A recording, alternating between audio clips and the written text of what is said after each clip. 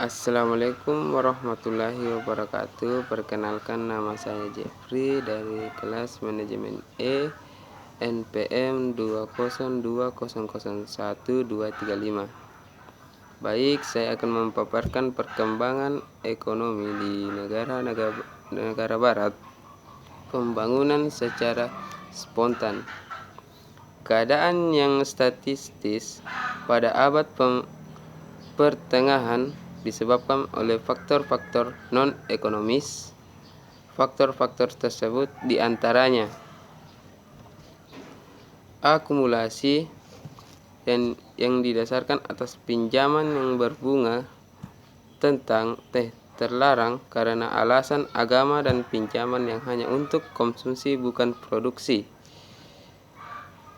Struktur masyarakat didasarkan atas agama dan paham feodal bukan atas nilai material dan ekonomis. Produksi dibatasi dan diatur yang berhubungan dengan kualitas dan harga yang disebabkan karena konsumen masih bersifat lokal dan tidak cukup tersedia transportasi. Perkembangan perdagangan baru mulai meluas setelah adanya perang salib, dan itu pun hanya di daerah Mediterranean saja. Di daerah lainnya belum memperbaiki keadaan ekonominya karena adanya anggapan bahwa kegiatan ekonomi belum merupakan usaha yang penting karena dianggap penting adalah usaha kesenian dan artistik. Kekayaan bukanlah hal yang penting, tetapi kemiskinan dan penderitaan mulai dianggap dapat menaikkan derajat. Belum atau tidak adanya pengertian akan adanya kemungkinan kemajuan. Namun, anggapan-anggapan tersebut dapat dirubah oleh Renaissance, di mana orang mengubah asio atau pikir yang mendorong perkembangan ilmu pengetahuan untuk kemajuan teknologi. Akhirnya informasi ini sedikit demi sedikit dapat mendobrak hal-hal yang dapat menghalangi adanya perkembangan ekonomi. Faktor-faktor yang mendorong perkembangan ekonomi antara lain adanya penemuan-penemuan di daerah baru, penaikan produktivitas di bidang pertanian pada mulanya abad yang lalu merubah ekonomi sangat lambat. Hal ini disebabkan karena sulitnya mengubah cara pikir, terutama orang pedalaman. Tapi tak lama kemudian perubahan mulai tampak terlihat dengan semakin banyaknya pengusaha dan terdapatnya perubahan politik pemerintah. Periode perkembangan yang pesat mulai terjadi di Eropa Barat dengan adanya evaluasi Inggris pada akhir abad. Penemuan baru di bidang teknologi dan dalam industri dan pertanian, perkembangan yang pesat dalam investasi pemulaan industrialisasi adalah adanya akuntansi kapital kelas entrepreneur yang memperoleh keuntungan dari perdagangan luar negeri.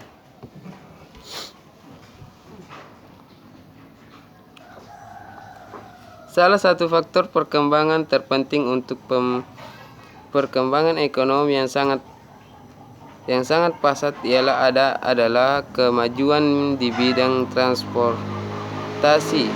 Jadi, transportasi mendorong produksi industri dan pertanian untuk pasar nasional dan internasional. Perkembangan tersebut diperlancar dengan adanya kebebasan berusaha. Perkembangan ini berjalan dengan cepat sampai Perang Dunia I. Kontraksi pendapatan ada pada kelas entrepreneur. Pendapatan pada umumnya tidak dikonsumsi tetapi didefinisikan kembali.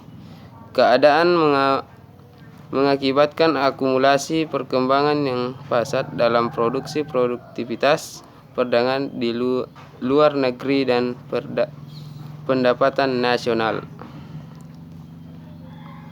Jadi, perkembangan ekonomi di negara barat pada permulaan memang lambat prosesnya, memang tidak dapat diduga tanpa tertunjuk dan hanya kadang-kadang dibantu oleh pemerintah.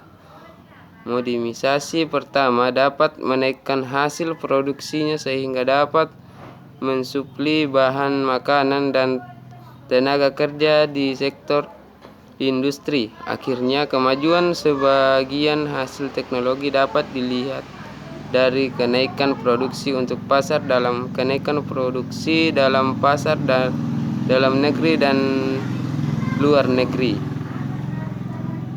Sumber dari perkembangan ini berasal dari entrepreneur yang menambahkan kembali keuntungannya, menyebabkan tabungan dalam negeri yang makin meningkat, investasi serta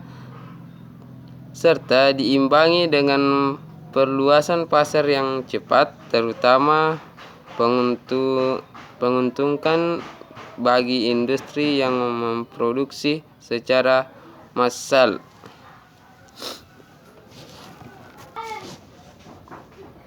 B. Perkembangan ekonomi Jepang. Perkembangan ekonomi di negara-negara barat dipimpin dan dibiayai oleh sektor swasta. Jepang mengalami perkembangan ekonomi yang diatur dan dipimpin oleh pemerintah dengan menggunakan kelas feodal sebagai alat, dan dengan bantuan pemerintah menjadikan kelas tersebut sebagai kelas wira swasta. Perkembangan ekonomi ditunjukkan untuk memodernisasi dan memperkuat kedudukan militer, politik, dan organisasi ekonomi untuk mengulangi pengorongan dari barat. Jadi, kekuatan merupakan tujuan pokok pembangunan ekonomi, struktur sosial dan sistem yang lama, serta ketaatan kelas rendah terhadap pemerintahnya. Jepang tidak mempunyai revolusi harapan menarik, revolution of rising expectation. Untuk masa yang lama, penduduk tetap mempunyai tingkat konsumsi dan rendah. Penduduk pada umumnya taat dan dipilih, sehingga memudahkan perencanaan. Pemerintah Jepang pada waktu itu belum mengalami kelebihan penduduk.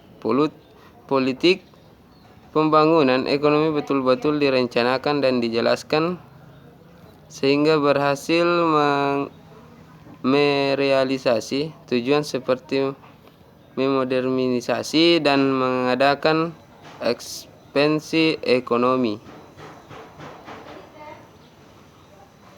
Pemerintah memelopori dalam mengadakan investasi baik dalam sektor industri dan perbankan. Pajak sangat mendorong untuk mengerjakan tanah secara efisien, dan ternyata produksi pertanian menanjak dari tahun 1773 sampai 1900. Free extrapiche, usaha bebas, dianggap sebagai metode yang paling efisien dalam memodernisasi perekonomian. Pemerintah mengambil inisiatif atau prakarsa dalam perkembangan industri, investasi besar-besaran baik di bidang transport maupun di bidang industri. dan dasar besi baja oleh pemerintah adalah menyiapkan jalan untuk investasi swasta. Pemerintah monopoli pula di bidang perbankan dan pertanian. Bank-bank tidak ragu-ragu memberi pinjaman jangka panjang. Usaha-usaha swasta dengan cepat dapat mengikuti jejak pemerintah. Pendidikan diperluas dengan bantuan pemerintah. Jepang merupakan contoh negara yang diperintah oleh kaum feodal yang telah menyesuaikan diri di bawah pimpinan pemerintah ke perekonomian kapitalis. Berhasilnya perkembangan ini juga karena faktor psikologi di mana penduduk tetap disiplin dan taat kepada pemerintah. Pemerintah mengambil peranan yang sangat penting dan sektor swasta mengikutinya dan kemudian dapat mengambil alih usaha pemerintah. Biaya-biaya pembangunan didasarkan berat terutama oleh golongan pendapat rendah seperti petani dan buruh.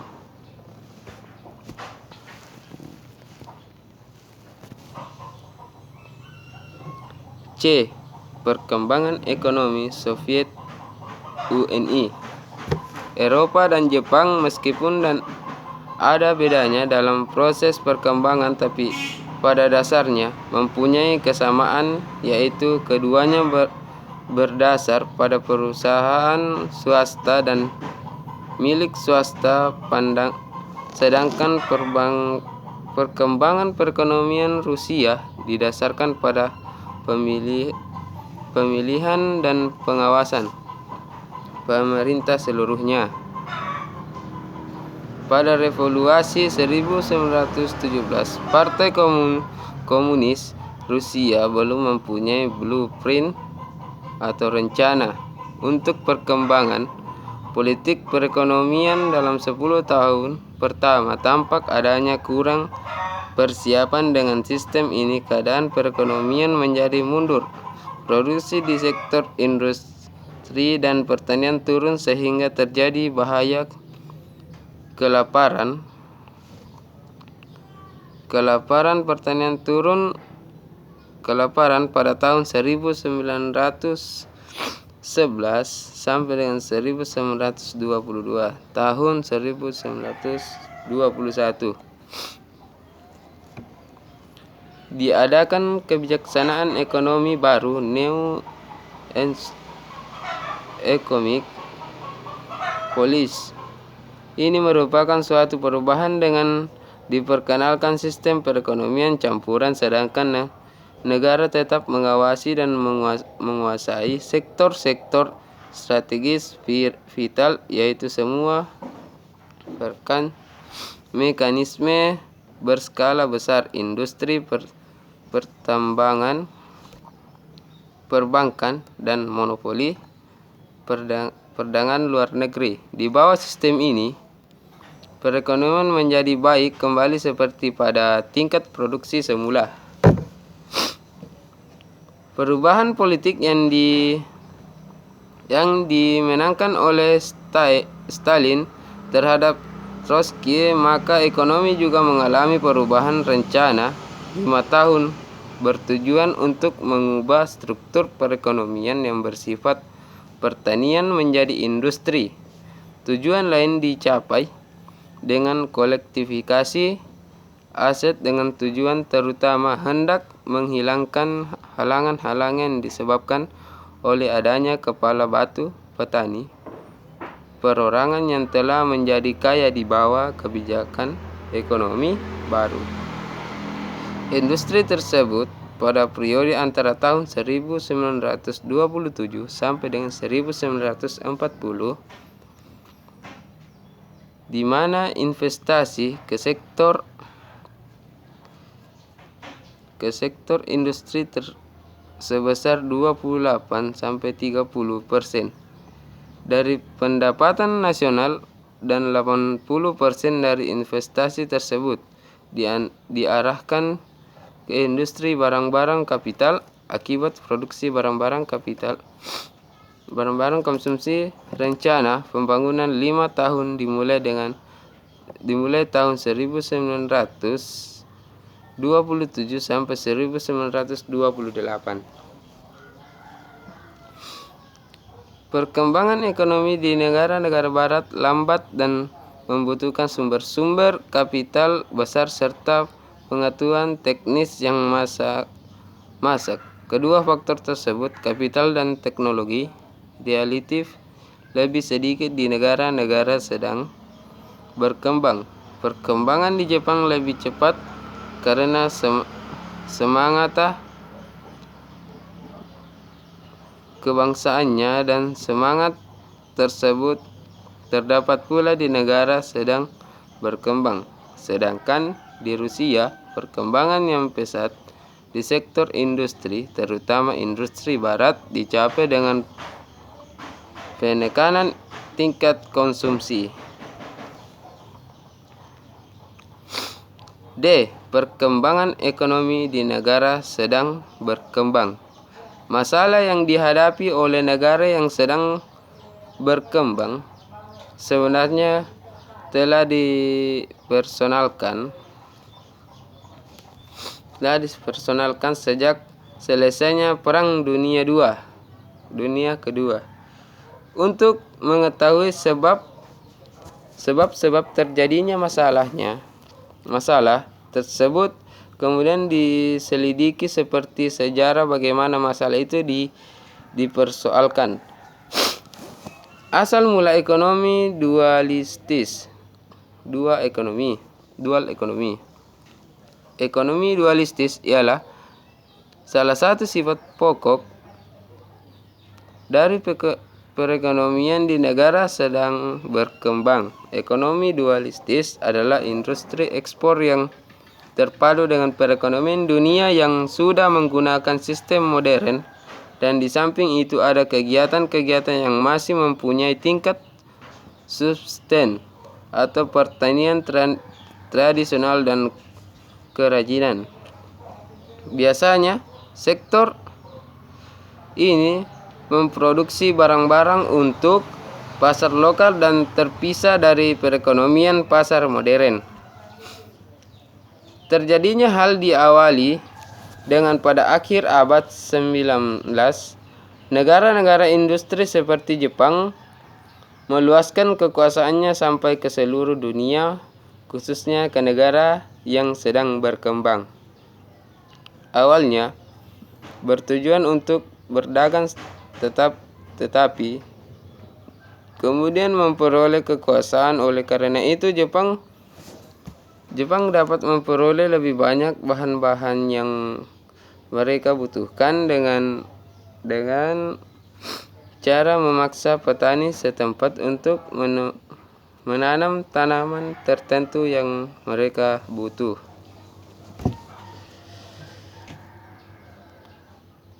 Gambaran negara perkembangan pada saat itu, semua negara tersebut memproduksi serta ekspor terutama pada produksi primer atau bahan makanan dan bahan mentah. Kegiatan perekonomian dalam negeri hanya ditunjukkan oleh ekspor dan kepentingan penduduk setempat tidak diperhatikan karena makin lama ekspor semakin surplus bagi penjajah, maka keadaan ini akan mengganggu kestabilan perekonomian karena berpengaruh oleh fluktuasi harga besar dunia. Karena perekonomian negara perkembangan saat berkembang sangat tergantung dengan perekonomian dunia yang dikuasai negara-negara barat, maka investasi negara berkembang di luar negeri atau ekspor lebih tinggi dibandingkan investasi yang ditunjukkan untuk pasar dalam negeri. Periode